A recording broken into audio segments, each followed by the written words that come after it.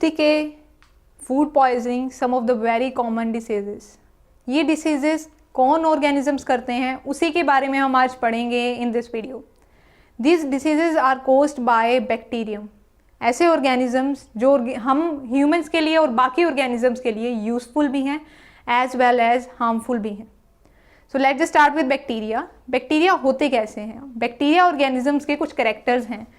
These characters are, जो first character है bacteria का कि ये यूनिसेलुलर है एंड प्रोकैरियोटिक हैं. जैसा कि हम अभी तक समझ चुके हैं, यूनिसेलुलर ऑर्गेनिजम्स वो सेल ऑर्गेनिजम्स होंगे जिनकी बॉडी एक ही सेल की बनी होती है, और प्रोकैरियोटिक ऑर्गेनिजम्स वो ऑर्गेनिजम्स हैं जिनका जो सेल स्ट्रक्चर है वो प्रिमिटिव टाइप है, मतलब कि उनके पास एक वेल डेवलप्ड न्यूक्लियस अवेलेबल नहीं है, ना ही उनके सेल्स के अंदर हमें कोई भी cell organelles like Golgi apparatus endoplasmic reticulum मिलेंगे. सो ये सबसे पहला करेक्टर है बैक्टीरिया का. इस वजह से इनको किंगडम मोनरा में प्लेस किया गया. यूनिसेलुलर और प्रोकैरियोटिक ऑर्गेनिजम्स हो सकते हैं. The second character is that कि ये जो ऑर्गेनिजम्स हैं इनके अंदर जब हमने कहा कि एक सही न्यूक्लियस नहीं है तो क्या इनके पास जेनेटिक मटेरियल होता ही नहीं है? That is not the case. इनके अंदर जेनेटिक मटेरियल होता है, पर उनके जहाँ जेनेटिक मटेरियल पड़ा है वो किसी भी मेम्ब्रेन से सराउंडेड नहीं होता है. जैसे कि हमारे सेल्स के अंदर मोस्टली होता है, सेल होता है, उसके अंदर एक स्ट्रक्चर होता है जिसको हम कहते हैं न्यूक्लियस, और इसके अंदर हमारा क्रोमेटिन स्ट्रक्चर होता है. सो ये जो स्ट्रक्चर है, ये जो मेम्ब्रेन स्ट्रक्चर है, ये बाहर वाला, इसको हमने बोला है न्यूक्लियर मेम्ब्रेन.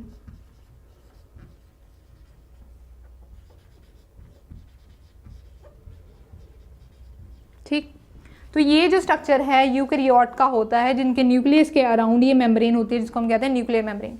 प्रोकैरियोट्स में और we can say in bacterias ये जो न्यूक्लियर मेम्ब्रेन है वो लैक करती है. एंड सेकेंडली जो ये जेनेटिक मटीरियल है यूकैरियोट्स में जिस हिसाब से पैक होता है, जिस हिसाब से इसकी पैकेजिंग होती है, उस हिसाब की पैकेजिंग हमें प्रोकैरियोट्स में भी नहीं दिखती. सो अब हमारी बात आती है कि इस जेनेटिक मटेरियल को फिर क्या कहा जाए. अगर इसको हम न्यूक्लियस नहीं कहते तो इसे क्या कहते हैं? तो इस जेनेटिक मटेरियल को इन केस ऑफ प्रोकैरियोट्स हम कहते हैं न्यूक्लियोइड. सो अब बात आती है जेनेटिक मटेरियल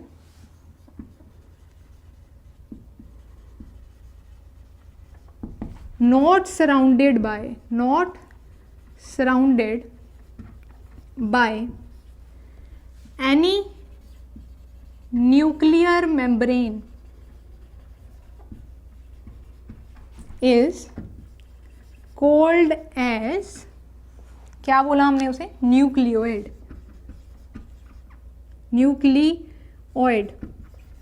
तो इस मटेरियल को हमने बोल दिया nucleoid.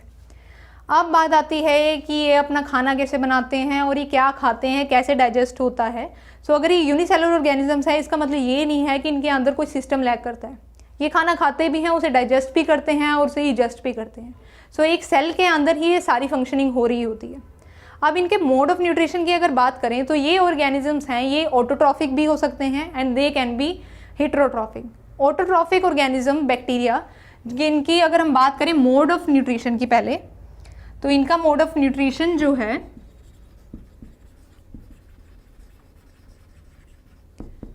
Can be autotrophic and heterotrophic. So ये दोनों हो सकते हैं. They can be autotrophic and they can be heterotrophic. कुछ परसेंटेज ऑफ बैक्टीरियाज हैं जो कि ऑटोट्रॉफिक होते हैं, और ऑटोट्रॉफिक होने के लिए हमें क्या चाहिए? ऑटोट्रॉफिक ऑर्गेनिजम्स के पास ये कैपेबिलिटी होनी चाहिए कि वो अपना खाना खुद बना सके. उसके लिए रिक्वायर्ड है एक पिगमेंट जिसको हम कहते हैं क्लोरोफिल. सो बैक्टीरियाज जिनके अंदर पिगमेंट क्लोरोफिल प्रेजेंट है उन बैक्टीरियाज को हम ऑटोट्रॉफिक कहेंगे, और उसका एग्जाम्पल है साइनोबैक्टीरिया. सो ऑटोट्रॉफिक का हमारे पास एग्जाम्पल क्या है? साइनोबैक्टीरिया. साइनोबैक्टीरिया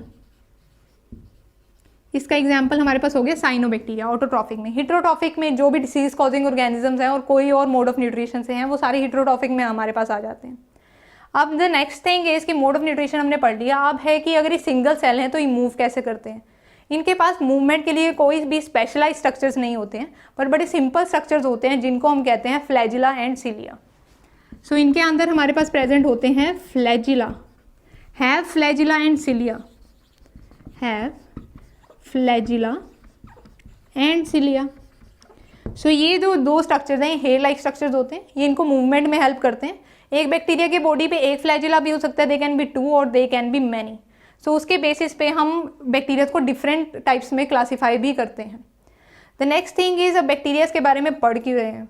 बैक्टीरियाज के बाद में सिंपली हम जानते हैं कि लार्ज नंबर ऑफ डिसीजेस कोज करते हैं, ये एक मेन रीज़न बढ़ जाता है कि हम उनके बारे में पढ़ें। सेकेंडली ये हमारे लिए यूजफुल भी हैं। अब बात करते हैं यूजफुल बैक्टीरियाज की। यूजफुल बैक्टीरियाज होते कौन से हैं? यूजफुल बैक्टीरियाज जो हमारे पास हैं उनका हमारे पास एग्जाम्पल है ई कोलाई, सबसे मेन एग्जाम्पल है E coli.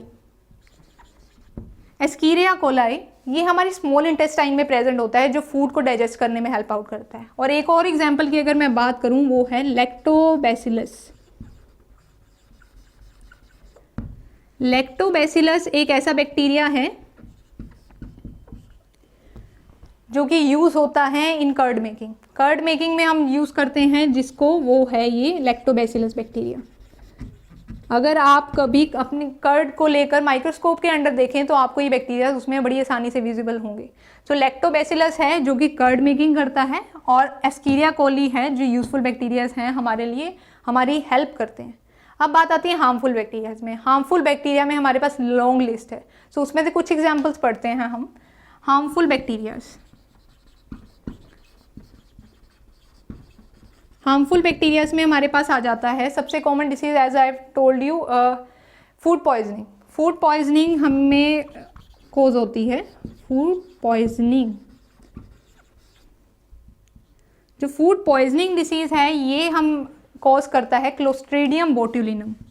The name of the bacteria is clostridium botulinum. ये हो गया clostridium and this is botulinum. अब इतना जानते हैं अगर हम अबाउट द बायनोमियल नोमेनक्लेचर, तो आपको पता होगा वाई मैंने इन दोनों नेम्स को सेपरेटली अंडरलाइन किया है। तो ये रूल होता है बायनोमियल नोमेनक्लेचर का कि कभी भी हम कोई साइंटिफिक नेम लिखेंगे तो हमें उन्हें सेपरेटली अंडरलाइन करना होता है। सो ये हमारा हो गया clostridium botulinum, food poisoning cause करता है। और भी डिसीजेस कॉज करें बैक्टीरियाज हैं। One of the example is streptococcus pneumonia. So disease नाम ही बता रहा है कौन सी डिसीज होगी। निमोनिया डिसीज कॉज करता है streptococcus pneumonia.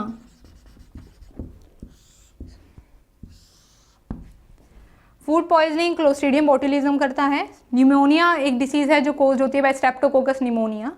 And one or more example can be typhoid causing organism. Typhoid ये भी एक डिसीज़ है जो हमने कॉमनली सुनी है। तो ये भी एक बैक्टीरिया कोज करता है जिसका नाम है सल्मोनेला टाइफी।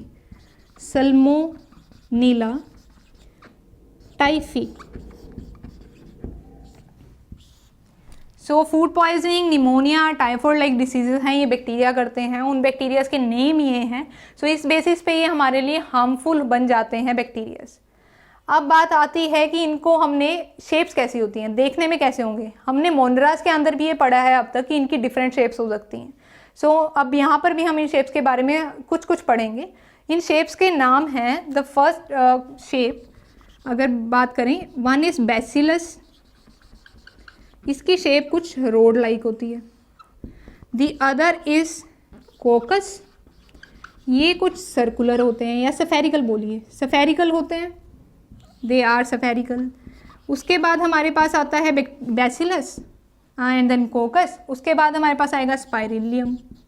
स्पाइरिलियम या स्पाइरिलियम ये होंगे स्पाइरल, स्पाइरल शेप्ड के होंगे, मतलब कुछ इस तरह।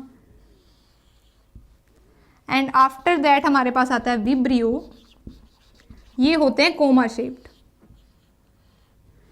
अब बात आती है इनके एग्जाम्पल्स की। तो बैसिलस का जो एग्जाम्पल है वो हमारे पास है एक बैसिलस एंथ्रासिस, एक डिसीज होती है एंथ्रेक्स, वो ये ऑर्गेनिज्म इसका एक एग्जाम्पल कॉज करता है। आफ्टर दैट कोकस हमारे पास आते हैं, इनके भी डिफरेंट डिफरेंट ऑर्गेनिजम्स आगे एग्जाम्पल्स हैं जो different different causes diseases cause करते हैं। One of the common disease cause by Vibrio is Vibrio cholera. ये डिसीज नहीं है, ये इसका साइंटिफिक नेम है ऑफ द बैक्टीरिया और डिसीज का नाम है कोलेरा।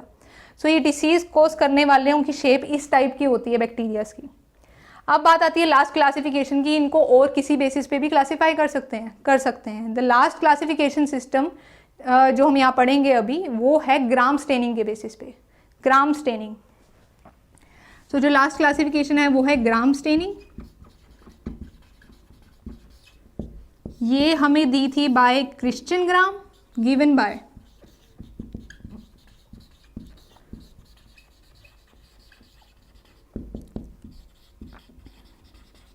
और इसके बेसिस पे दो टाइप के हो सकते हैं, positive and negative. Gram staining में क्या होता है, स्टेन जैसे नाम बता रहे हैं, इस पर हम कुछ स्टेन डालेंगे। एक ग्राम स्टेन होती है जो हम बैक्टीरियाज के ऊपर डालते हैं। जब जो बैक्टीरियाज इन स्टेन को वॉशिंग के बाद भी सस्टेन करते हैं, जिनके अंदर ये स्टेन वॉशिंग के बाद भी रहती है, उनको हम कहते हैं पॉजिटिव बैक्टीरिया या पॉजिटिवली ग्राम बैक्टीरियाज। जिन बैक्टीरियाज के अंदर ये स्टेन वॉशिंग के बाद कुछ केमिकल लाइक एसीटोन से हम उन्हें वॉश करते हैं, वॉशिंग के बाद अगर ये स्टेन निकल जाती है तो उनको हम कहते हैं नेगेटिव बैक्टीरिया। सो इस बेसिस पे ग्राम स्टेनिंग के बेसिस पे हम इन्हें इस तरह से क्लासीफाई कर सकते हैं और ये दिया गया था हमें बाय क्रिश्चियन ग्राम। तो अब इसको रिवाइज करते हैं ईजिली। हमें पता है कि किंगडम मोनेरा में सारे बैक्टीरियाज आते हैं।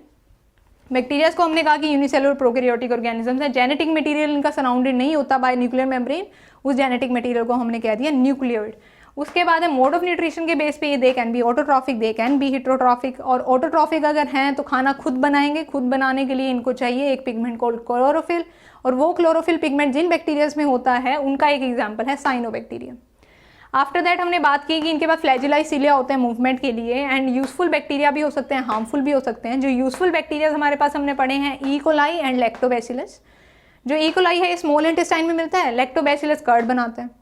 जो हार्मफुल बैक्टीरिया हमने पढ़े फूड पॉइजनिंग, निमोनिया और टाइफाइड लाइक डिसीजेस कॉज करते हैं, और इन बैक्टीरिया का नाम है clostridium botulinum, Streptococcus pneumonia and Salmonella typhi. ये डिफरेंट डिसीजेस कॉज करते हैं, छोटे से बड़े तक डिसीज कॉज करते हैं। उसके बाद शेप के बेसिस पे इनको बैसिलस, कोकस, स्पाइरेलियम, विब्रियो 4 शेप्स में हमने डिवाइड किया है। ग्राम स्टेनिंग के बेसिस पे इनको अगर स्टेन लेते हैं, सस्टेन करते हैं even after washing, then they are positive, and if they don't तो वो नेगेटिव बैक्टीरियाज हो जाते हैं। अब बात आती है, इतना सब कुछ पढ़ा तो है हमने, पर हमें इसे याद करना चाहिए। याद कैसे करेंगे इन्हें? इनको याद करने के लिए आपको इन्हें प्रैक्टिस करने होंगे, इसके ऊपर बहुत सारे क्वेश्चंस। तो उसके लिए आप क्या कर सकते हैं, उसके लिए आप विजिट कर सकते हैं हमारी वेब पोर्टल जिसका नाम है abhyasonline.in। वहाँ पर आपको हर कंसेप्ट के ऊपर क्वेश्चंस अवेलेबल हैं। हर क्वेश्चन जो भी आप टेस्ट देंगे उसके ऊपर आपको एक प्रॉपर एनालिसिस मिलेगी। उस एनालिसिस से आप पता कर पाएंगे कि आपका ये पर्टिकुलर कंसेप्ट सही गया है या आपको अच्छे से याद हुआ है या नहीं हुआ है। तो उसके लिए मैं सजेस्ट करूँगी कि बेटर प्रैक्टिस के लिए और बेटर रिजल्ट्स के लिए आप विजिट करिए हमारी वेबसाइट www.abhyasonline.in।